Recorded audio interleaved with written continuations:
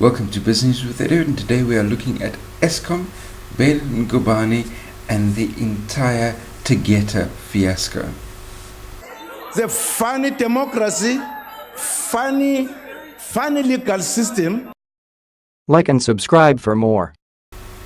So what can we learn from the entire Tegeta fiasco and what Ben Ngubane has been saying? Well, what he's been saying is he's challenged Parliament to launch their criminal investigation into Eskom and what Eskom's done as far as the Tegeta deal, because as far as he's concerned, Eskom has done nothing illegal whatsoever, and he welcomes the investigation into Eskom's activities because there is nothing there to show any criminal activity, and they're welcoming the opportunity to clear the names. And indeed, Ben Ngubane is absolutely right. I'm sure many of you will be stunned to hear me saying those words, but he's absolutely right. Eskom has done nothing illegal in the Tegeta deal.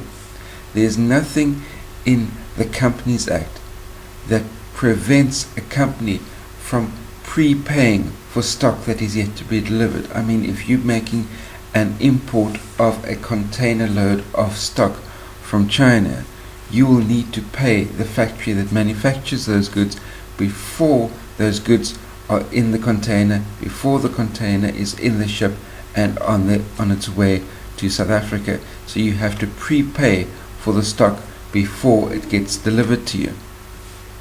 Much the same way, there's nothing illegal about Eskom prepaying for coal that Tegeta is yet to deliver.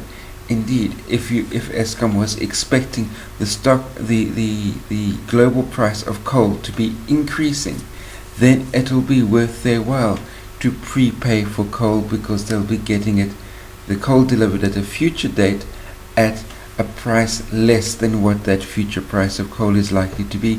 So in many instances, that could be an optimal way to go about things. So there's nothing illegal there whatsoever. However, what we do need to look at very carefully is there was this massive prepayment for coal, and the money was likely used for Tegeta to be able to buy a coal mine to be able to deliver the coal. That's a side issue. What was, aside from the possibility of an increase in coal price, was there any additional incentive on directors like Ben Ngubane for signing off the prepayment deal?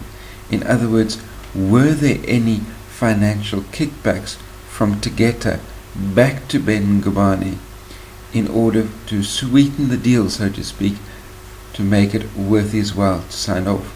Now that would be an item for an incredibly interesting investigation, because that would change the legality scope of the investigation in its totality. Investigating Eskom as the company, as far as a prepayment deal is concerned, nothing illegal.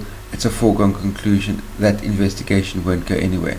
However, what will be very interesting from my perspective would be to see, has Ben Ngubane received anything like a deal sweetener, a commission, a kickback relating to that deal? Now that would be worthwhile. That's my opinion anyway. You might have a completely different one, so post your comments, questions, criticisms in the comment section down below. Don't forget to give this video a thumbs up, share it out amongst your friends. If you're new to my channel, hit the subscribe button that's down there. And last but by no means least, until the two of us meet again, try not to get yourselves lost or killed, and I'll see you next time.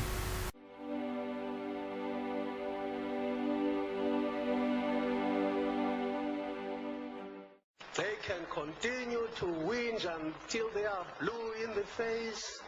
They can continue to be as negative as they want to, or they can simply leave this country.